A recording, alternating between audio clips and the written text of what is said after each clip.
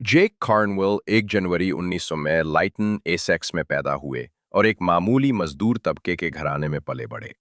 उनके साथ उनकी एक बहन और 3 भाई, नीज उनके वालिद की पिछली शादी से 2 सौतेले बहन भाई भी थे।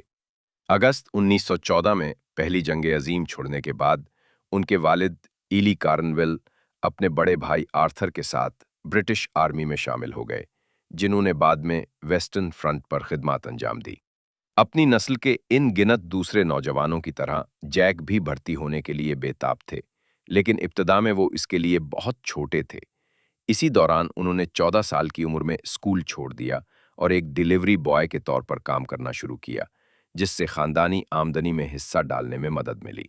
अक्टूबर 1915 में अपने वालिद की इजाज़त के बगैर ही उन्होंने 15 साल की उम्र में रॉयल नेवी में शमूलियत इख्तियार कर ली, जिसके लिए उन्होंने अपने साबका हेडमास्टर और आजुर दोनों से हवाला जात हासिल किए थे। उनकी इब्तदाई तरबियत प्लेमाउथ में HMS विविड किशम नेवल बैरक्स में हुई, जहां उन्होंने साइट सेटर के तौर पर मजीद तरबियत हासिल की और बॉय सेवन फर्स्ट क्लास का रैंक हासिल किया। ईस्टर मंडे 1916 को उन्हें रासेथ, स्कॉटलैंड मुंतकिल कर दिया गया और British light cruiser HMS Chester पर तैनात किया गया। 30 मई 1916 को जहाज को जंगे जेटलैंड के दौरान तीसरे बैटल क्रूजर स्क्वाड्रन के आगे एक स्काउटिंग फोर्स के हिस्से के तौर पर तैनात किया गया। धुंध आलूद हालात में जहाज दूर से आने वाली गोलाबारी की तहकीकात के लिए आगे बढ़ा और तकरीबन 17:30 दूसरे स्काउटिंग ग्रुप के 4 जर्मन लाइट क्रूजर्स का सामना हुआ, जिन्होंने फौरी तौर पर करीब की रेंज से फायरिंग शुरू कर दी। इस मुख्तसर लेकिन अहम झड़प के दौरान HMS चेस्टर को 17 मरतबा निशाना बनाया गया।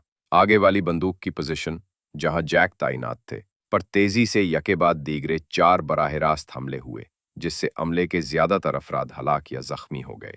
अगरचे उनके सीने और टांगों में शेल के टुकड़ों से शदीद जख्म आए थे, लेकिन जैक मजबूती से अपनी जगह पर एक खुली पोजीशन पर मजीद अहकामात का इंतजार करते रहे।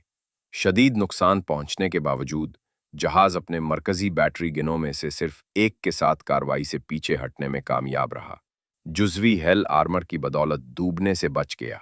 जब तिब्बी अमला जैक तक पहुंचा तो उन्होंने उसे अभी तक अपनी चौकी पर बमुश्किल होश में बंदूक की निगाहों से झांकते हुए पाया। उसके बाद उन्हें गर्म्सबी जनरल हॉस्पिटल मुंतकिल किया गया, जहां उनकी हालत बहुत बिगड़ गई और वो 2 जून 1916 को अपनी 17वीं सालगिरह से 6 माह कबल जख्मों की ताब न लाते हुए चल बसे।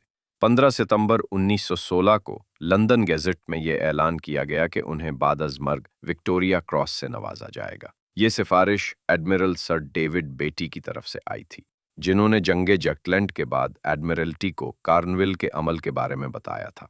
अगरचे एडमिरल्टी इब्तिदा में नामजदगी पेश करने से हिचकिचा रही थी, लेकिन बढ़ती हुई अवामी तवज्जो और सीनियर अफसरान की मुदाखलत ने बिल आखिर उसकी मंजूरी का बाइस बना और किंग जॉर्ज पंजुम ने बाज़ाब्ता तौर पर इस एजाज़ की तौसीक की। एडमिरल सर डेविड बेटी के तारीफी खत का एक हिस्सा यूं है: boy first class John Travers Cornwell के फ़र्ज की लगन की मिसाल, जो कार्रवाई के शुरू में ही शदीद जख्मी हो गया था, लेकिन उसके बावजूद अमल के इख्तिताम तक सबसे ज्यादा खुली जगह पर अकेला खड़ा रहा, खामोशी से अपने अहकामात का इंतजार करता रहा। इनकी उम्र 16.5 साल से कम थी। मुझे अफसोस है कि वो बाद में वफात पा गए, लेकिन मैं इनकी याद के साथ इंसाफ करने और इनकी तरफ से कायम की गई आला मिसाल को तस्लीम करने के तौर पर इनके मामले को खुसूसी शनाख्त के लिए तजवीज़ करता हूँ। ये एजाज़ हासिल करने से पहले 6 जून 1916 को ईस्ट हैम की सड़कों पर एक अवामी जुलूस में उनकी तकरीम की गई थी। यूनियन जैक में लिपटे हुए नौजवान मल्लाह के ताबूत के साथ मकामी बैंड्स, फौजी दस्ते और हजारों सोगवार सड़कों के किनारे उन्हें खिराज अकीदत पेश करने के लिए मौजूद थे। जैक को इब्तिदा में मैनर पार्क कब्रिस्तान में एक आम कब्र में दफन किया गया था, इससे पहले कि 29 जुलाई 1916 को उनकी लाश को निकाला गया और उसी कब्रिस्तान में पूरे फौजी एजाज़ात के साथ दोबारा दफन किया गया। उनके वालिद एली, जो 25 अक्टूबर को रॉयल डिफेंस कवर में खिदमत अंजाम देते हुए वफात पा गए थे, को भी उनके पहलू में दफन किया गया। उनकी कब्र पर मौजूद कुतबा यूं है: ये दौलत या आबाओ अजदाद नहीं, बल्कि काबिल एहतराम रवैया और आला मिजाज है जो इंसानों को अजीम बनाता है। आज तक وہ وکٹوریا کراس کے سب سے کم عمر وصول کنندگان میں سے ایک ہیں۔